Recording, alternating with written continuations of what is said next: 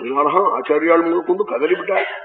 பகவத்பாதாள் கதறினாள். 3 காரியம் பண்ணணும், நான் இந்த 3 பண்ணலையேன்னு அழுதாள். கடைசியில அம்மாவுக்கு நதத்தம் மாதஸ்தே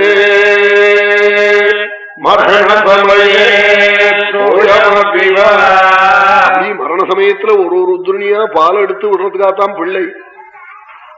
நான் பால் விடவான்னா ஜலம் கூட விடலையே கடைசி காலத்துல உனக்கு. நதத்தம் மாதஸ்தே மரண சமயே தோயமபிவா ஸ்வதாவாரோதேயா மரண திவசே ஸ்ராத்த விதினா. வருஷத்துக்கு ஒரு முறை தாங்காத பசி வருமாம் பித்திருக்களா போனவாளுக்கு. தேவசம் பண்ணணுமே, தேவசமும் இல்லாம போயிட்டே நான் சன்னியாசியா போயிட்டேனே, இனிமே நான் ஸ்ராத்தம் பண்ணப்படாதே. கடைசி காலத்துல ஒன்னு காசியில மறிக்கணும், காசியாந்து மரணான் முக்தி.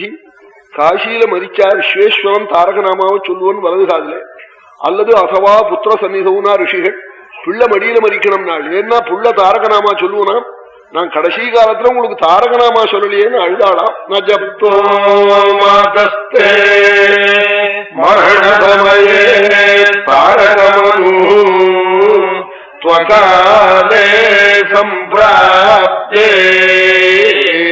மயி குருதயாம் மாதரசுலா.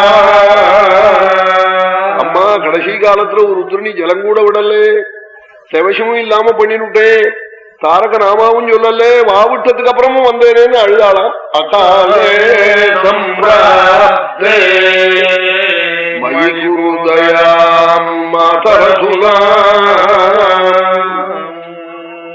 ஆச்சாரியால் மோகுன்னு கதறி இருக்காள்.